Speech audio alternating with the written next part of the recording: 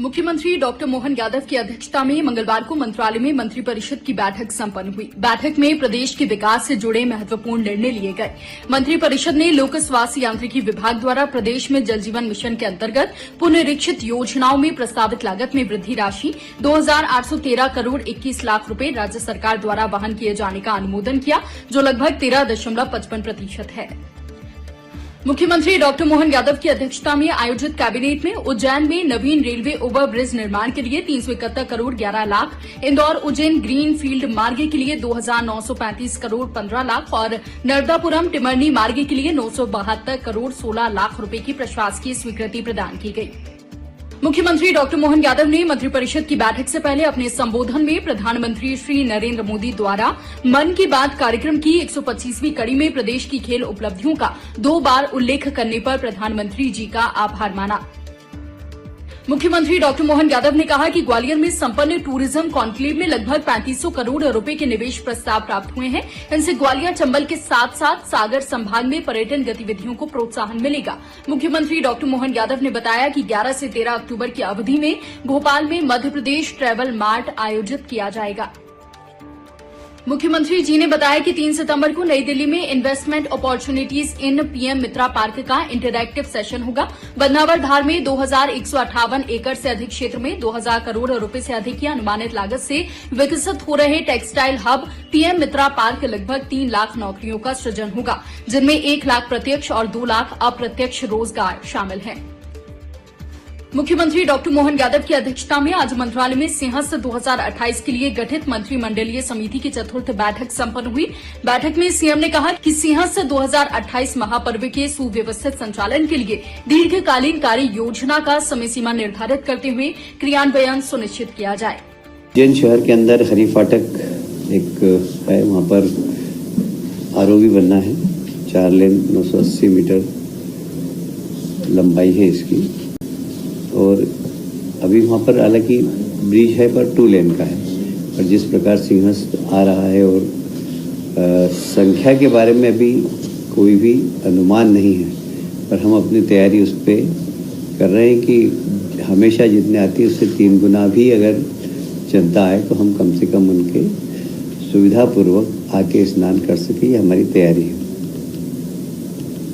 वहाँ पर चूँकि 4 लेन ब्रिज के दोनों साइड बन गई है और ब्रिज 2 लेन का ही है, इसलिए हमेशा ब्रिज पे जाम भी लग जाता है, इसलिए 4 लेन वहाँ पर बहुत आवश्यक है। तो ये 4 लेन ब्रिज बनने वाला है।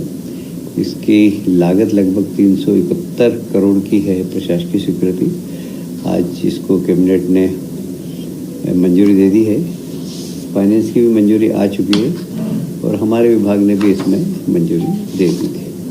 एक और लोक निर्माण विभाग का बड़ा महत्वपूर्ण प्रस्ताव है, ये भी इंदौर उज्जैन ग्रीनफील्ड रोड।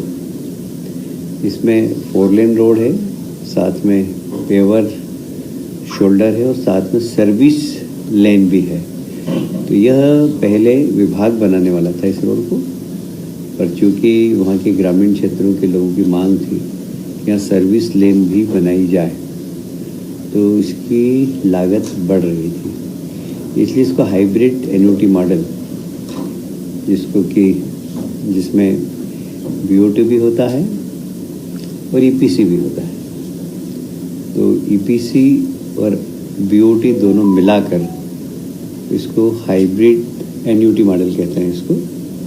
और इसकी लागत लगभग अब हो गई है 2,935.15 करोड़। इसमें अंडरपास भी हैं, फ्लाईओवर भी हैं,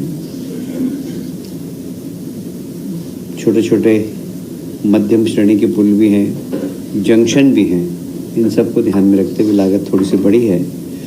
इस मार्ग को हम कोशिश कर रहे हैं कि हम 17 महीने में पूरा कर दें।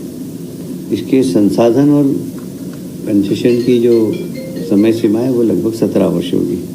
इसमें भी वित्त विभाग की सहमति आ गई है और ये महत्वपूर्ण रोड है, क्योंकि ऑलरेडी इंदौर उज्जैन रोड है पहले से, उसको 4 लेन से 6 लेन हमने किया है।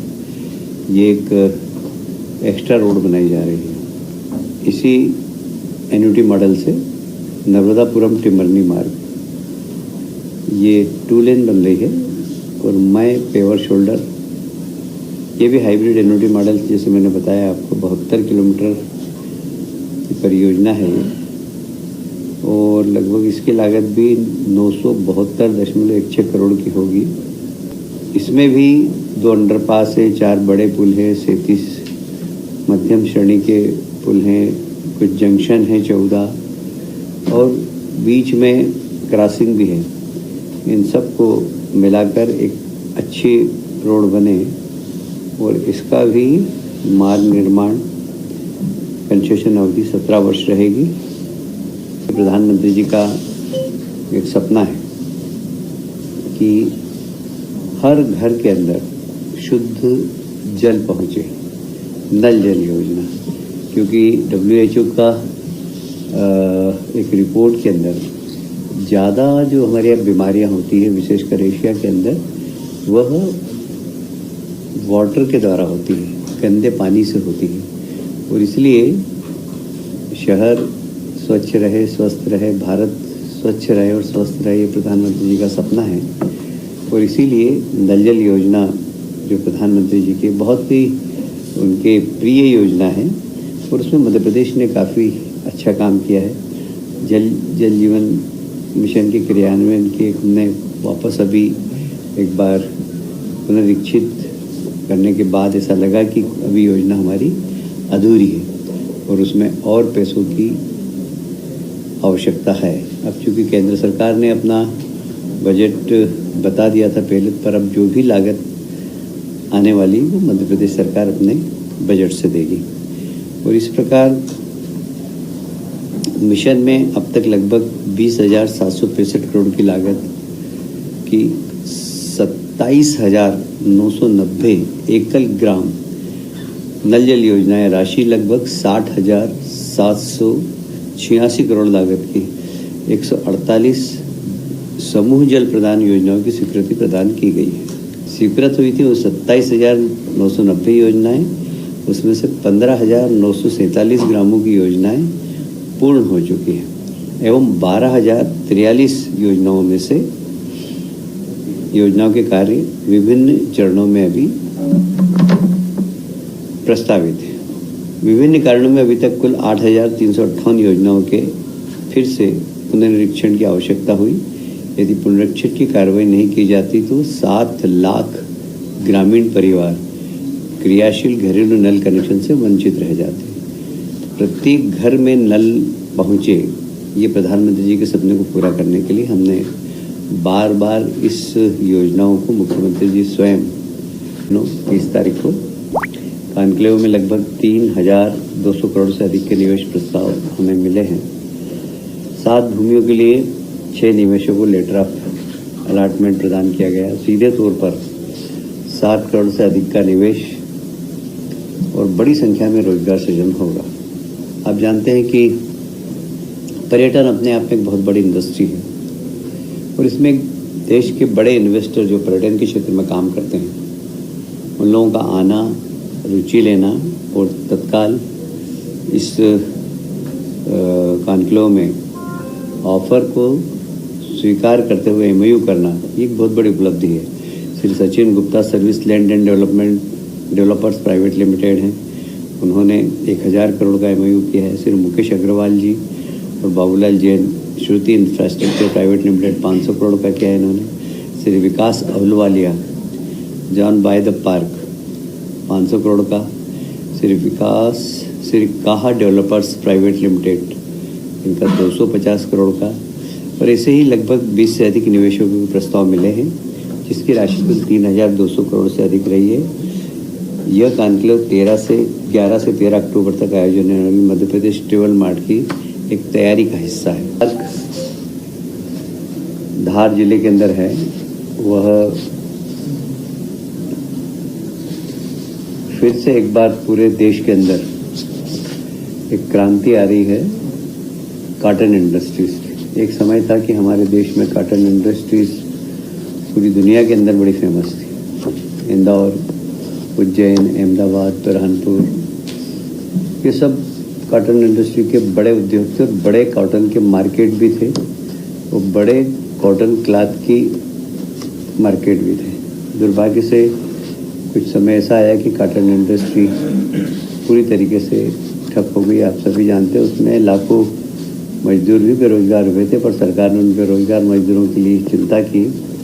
अब पुनः ये इंडस्ट्री में बूम आ रहा है और हमें कहते हुए बहुत गर्व है कि एक बहुत बड़ा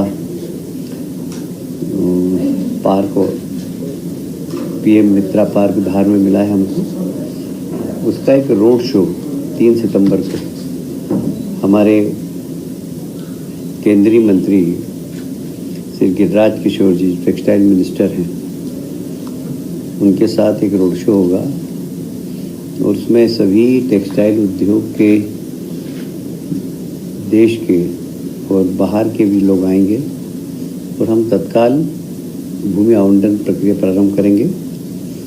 मात्र 1 रुपये प्रति वर्ग मीटर प्रीमियम और 120 रुपये प्रति वर्ग फीट विकास शुल्क लेकर जो पहले आएगा वो पहले पाएगा, इस आधार पर हम चालू करेंगे। विक्रमादित्य वैदिक घड़ी और मोबाइल ऐप का लोकार्पण हमारे प्रदेश के लोकप्रिय मुख्यमंत्री डॉक्टर मोहन यादव जी ने किया है। एक समय था जब कालगणना का सेंटर उज्जैन हुआ करता था और 1000 साल के गुलामी के कालखंड में कुछ परिस्थितियां ऐसी बनी कि कालगणना का केंद्र अब बदल गया। हमारा प्रयास होगा, क्योंकि हमारा जो कालगणना हमारी है वह बिल्कुल एक तरीके से वैज्ञानिक है और उसमें फ्रैक्शन ऑफ सेकंड का भी परिवर्तन नहीं आता है। ये हमारी कालगणना की विशेषता है। तो उसका कारण है कि हमारे यहाँ सूर्य और 9 ग्रह जितने भी हैं उनके संचालन के हिसाब से कालगणना होती है और वो उसकी एक्यूरेसी बहुत ज़बरदस्त है। तो अब हम वापस फिर से विक्रमादित्य की वैदिक घड़ी को पहले हम अपने देश में उसको लाएंगे। उसका मोबाइल ऐप भी बन गया, आप लोग भी उस ऐप को डाउन कर सकते हैं और वर्तमान समय को और वैदिक समय के बीच में आप अंतर भी महसूस कर सकेंगे। उसमें हमारा पुराना कैलेंडर, पुराने वार, पुराने उपास, ये सब रहेंगे। तो एक बहुत बड़ा एक तरीके से इसमें रिसर्च हुआ है और एक बहुत बड़ी सौगात हम देश और दुनिया को देने जा रहे हैं। मध्य प्रदेश में जो खेल क्रांति हो रही है, हाल ही में श्रीनगर में डल झील पर वाटर स्पोर्ट्स फेस्टिवल हुआ, उसमें सर्वाधिक मेडल मध्य प्रदेश के खिलाड़ियों ने प्राप्त किए थे। उसका उल्लेख मन की बात में भी प्रधानमंत्री जी ने किया और अपने एक इंटरव्यू में भी उन्होंने कहा है। उसके साथ ही मध्य प्रदेश के साथ साथ उन्होंने शहडोल, जो एक छोटा सा जिला है, नया जिला हमारा, वहाँ के फुटबॉल खिलाड़ियों की भी उन्होंने एक पॉडकास्ट में, जो कि लेक्स फ्रीडमैन के द्वारा लिया गया था, उसमें उन्होंने मध्य प्रदेश के शहडोल की तारीफ की है। और उस पॉडकास्ट को देखा जर्मन के एक खिलाड़ी, फुटबॉल कोच डिडमार बायर्सडॉर्फर ने। उन्होंने कहा कि यदि ऐसी बात है, मध्य प्रदेश में शहडोल एक ब्राज़ील की तरह उभर रहा फुटबॉल के, तो हम भी वहाँ के खिलाड़ियों को कोच करना चाहेंगे। भारत सरकार और कोच मिस्टर डिडमार बायर्स के बीच में चर्चा चल रही है। हम शहडोल के खिलाड़ियों को वहाँ भेजने की तैयारी कर रहे हैं। ये एक बहुत बड़ी उपलब्धि है मध्य प्रदेश के लिए और मध्य प्रदेश के खिलाड़ियों का इससे मनोबल भी बढ़ेगा।